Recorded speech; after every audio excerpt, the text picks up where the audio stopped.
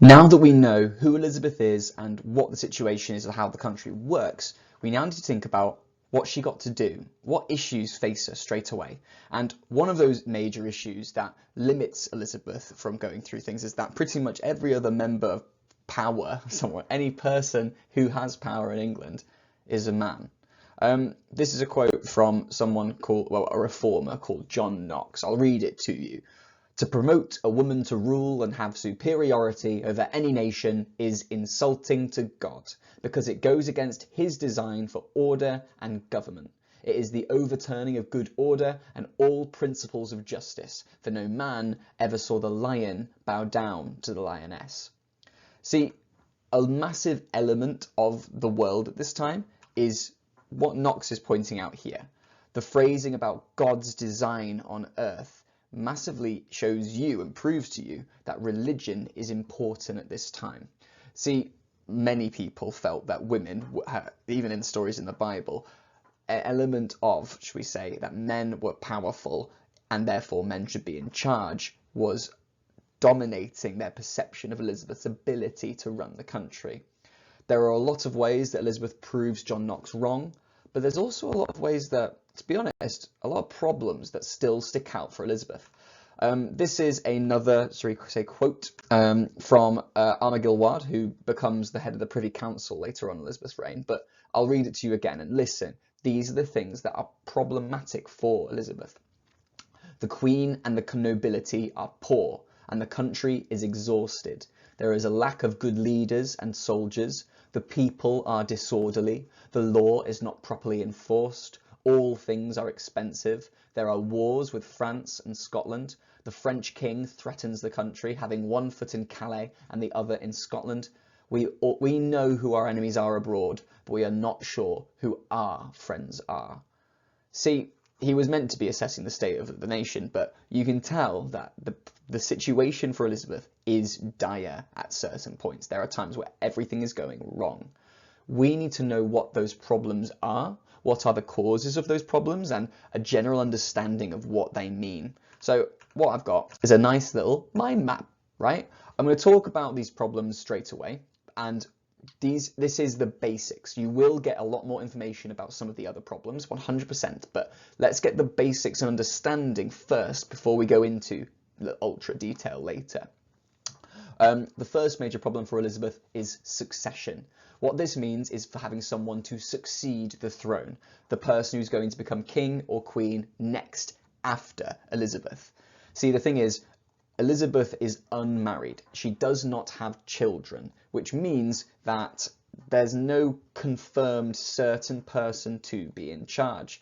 See, if there's no confirmed certain person to be in charge, someone to succeed, or an heir, as it's normally referred to, that means more than one person can claim that they deserve to be king or queen, and often, and very many times in the past, which many people knew, that could lead to war. So trying to find some way or decision to have someone take over after is necessary for Elizabeth to have peace and stability.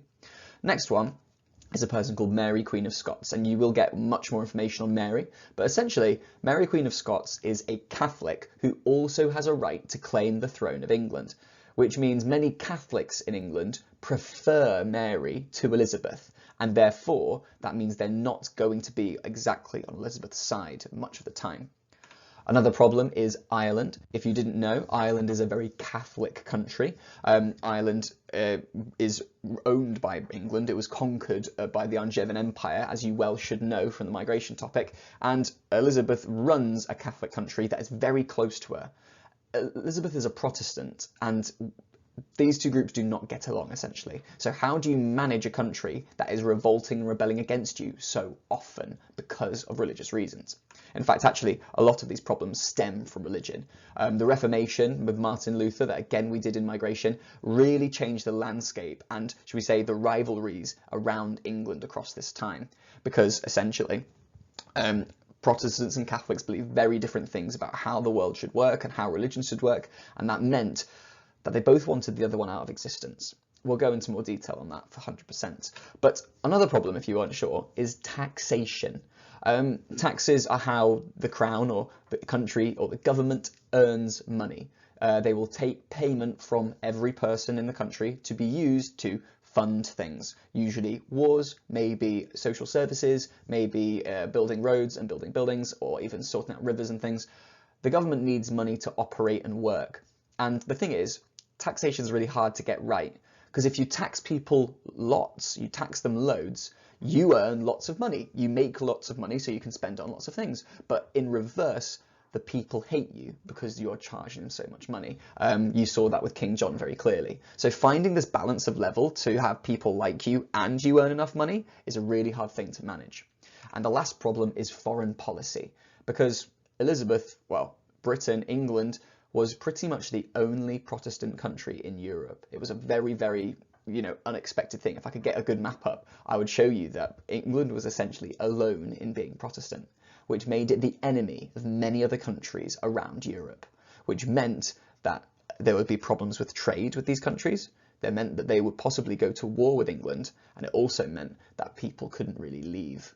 So all of these things cause issues for Elizabeth, and you need to know what they are. You can remember these 6 things and to be able to explain why they are problematic. There is a page on the textbook that is on your team's page that gives you a lot more detail than I'm giving you, but hopefully you understand that problems and solving them is a key element of ruling a country. Thanks very much, guys. I'll see you later.